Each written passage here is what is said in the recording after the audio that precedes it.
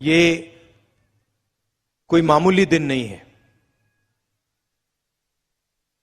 बिरसा मुंडा जी अंग्रेजों से लड़े और 24 साल की आयु में अंग्रेजों ने उनकी हत्या की। जो भी उन्होंने करना था वो उन्होंने 24 साल में कर डाला। लोग लंबी जिंदगी जीते हैं, 60, 70, 80 साल जीते हैं, तब भी जो इन्होंने 24 साल में कर डाला वो नहीं कर पाते हैं। आज भगवान बिरसा मुंडा जी की सोच पर आक्रमण हो रहा है। स्टेज से आपने भाषण सुने,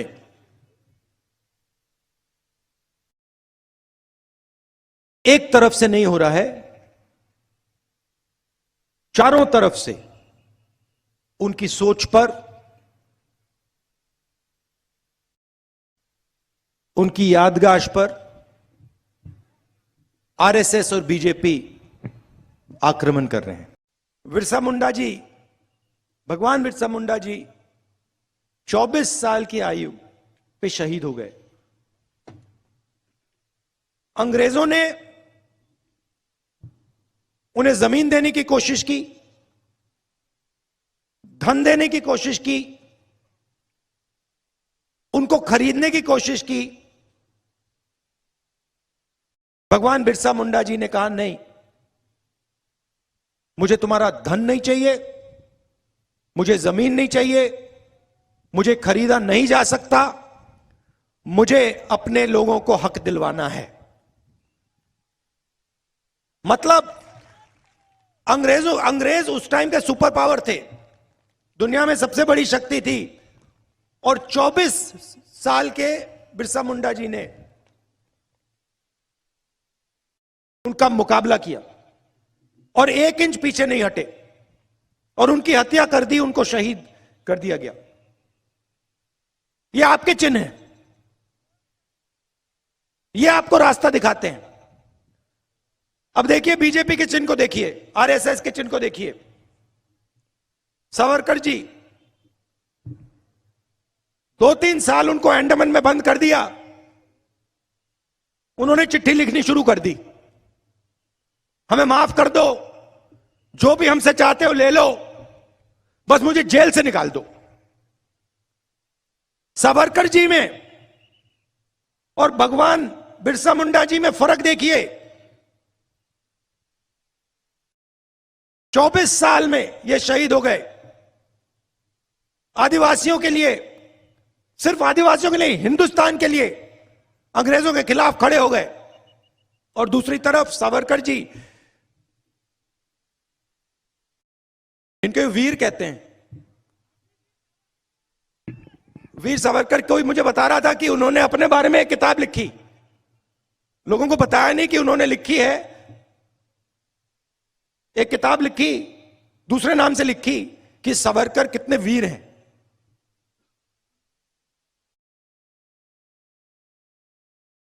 और अंग्रेजों से पेंशन लेते थे, अंग्रेजों से पेंशन लेते थे, अंग्रेजों के लिए काम करते थे, कांग्रेस के खिलाफ अंग्रेजों के साथ काम करते थे। और 2-3 साल, 5 साल में जेल के बाद सच्चे सावरकर जी पूरे देश को दिखे। चिट्ठियां लिखी और अंग्रेजों ने कहा, आ जाओ, हिंदुस्तान के खिलाफ हमारे साथ काम करो।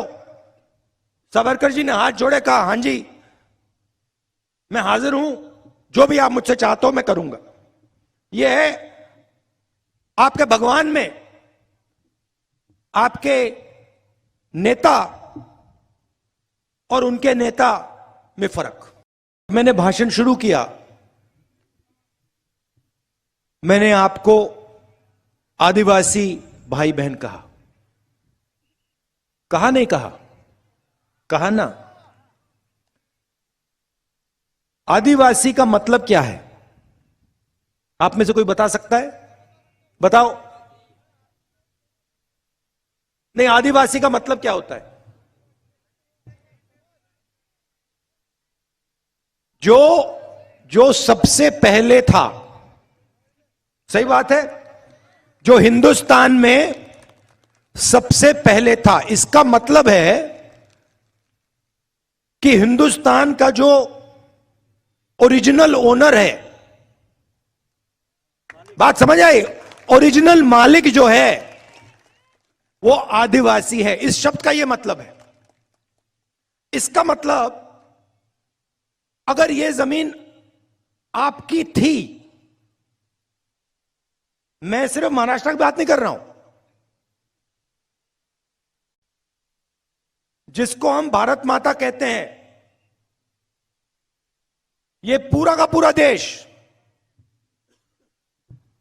इस देश में सबसे पहले आप आए थे। मतलब सबसे पहले आपका हक बनता है।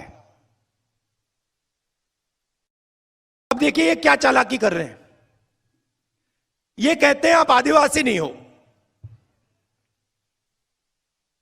आप सबसे पहले नहीं थे, नाम बदला है। मगर ये मामूली चीज नहीं है, ये बहुत गहरी चीज की है इन्होंने। और भगवान बिरसा मुंडा जिस चीज के लिए लड़े, उसी चीज पर वो आक्रमण कर रहे हैं। भगवान बिरसा मुंडा जी ने कहा ये हमारी जमीन है, हम ओरिजिनल मालिक हैं। इसलिए 24 साल की आयु पे वो शहीद हुए। अब बीजेपी के लोग कहते हैं नहीं भैया, आप आदिवासी नहीं हो, आप वनवासी हो। अगर आप हिंदुस्तान 1000 साल पहले आते, 3000 साल पहले आते, तो पूरा हिंदुस्तान जंगल था।